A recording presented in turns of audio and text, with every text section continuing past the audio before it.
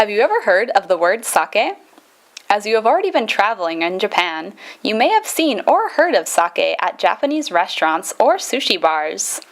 Or maybe you have already discovered what sake is like before you came to Japan. The word sake actually has two meanings. One refers to all alcoholic beverages available in Japan. It doesn't matter where they come from or what they are. Beer, wine, and spirits are all referred to as sake. This also includes some other drinks like shochu. Shochu is an indigenous Japanese alcoholic beverage. It is distilled from many different materials such as sweet potatoes, barley, buckwheat, and so on. Another type of Japanese alcohol is called Nihonshu. It is also sometimes known as rice wine in Western countries. Nihonshu is a typical Japanese alcoholic beverage brewed from rice. People in Japan enjoy all sorts of sake, no matter where or how they are made. While you are in Japan, it is a great chance to enjoy sake rather than beer and wine. Recently, sake has been exported abroad and is gaining popularity. By the way, do you know anything about sake and how it is made? Now, we are going to talk a little bit more about sake. Sake cannot be made without rice. That is why making sake starts with growing rice. Depending on the area of Japan, rice is normally planted in April or May. It gets harvested in September or October. After the harvest, sake production finally begins. The process lasts until March.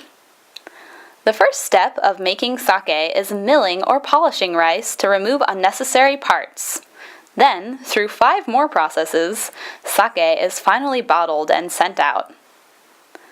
The amount of milling done to the rice actually categorizes sake into 3 different types.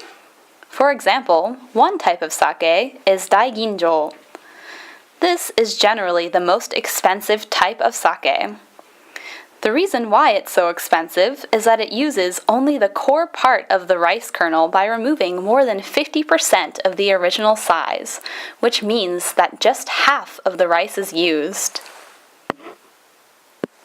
Tasting different types of sake is definitely fun, but Japanese enjoy not only the taste, but also the setting in which they drink sake.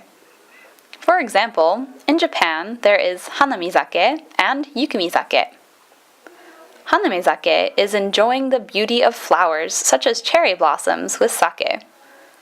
Yukimi-sake is enjoying the scenery of falling snow while drinking sake. It is Japanese culture to appreciate nature with sake. Many places in Japan have their own sake culture. Where we are now is a region called Hida, so we are going to see what the relationship is between the people and sake here. Have you noticed that there are many sake breweries around town when you are walking in Takayama? Actually, there are 7 sake breweries in town and 11 in total in this region. Can you guess why we have so many sake breweries in this region? First, as you may have noticed, this region has clean air and fresh water thanks to the beautiful mountains surrounding the area.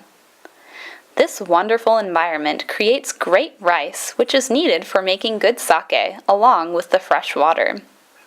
All that is needed for making sake is right here. Next, locals use sake for everyday life as a part of their customs or traditions and have passed down this culture through the generations. For example, sake connects people with their neighbors. When locals gather for occasions like parties, weddings, funerals, or festivals, sake is always present. Furthermore, when people express gratitude, they often bring sake as a gift. And when people want to get help from someone, they exchange sake for the favor. There are many ways sake is used in the community. Festivals, or matsuri in Japanese, are events which strengthen the relationship between sake and the people. This region, Hida, has many traditional matsuri. The well-known Takayama Matsuri is one of them. Takayama City has 2 matsuri each year. One is in spring and the other is in autumn. Both festivals attract many people from all around. By the way, do you know why matsuri are held every year? It may be because people want to have fun and enjoy food and drink.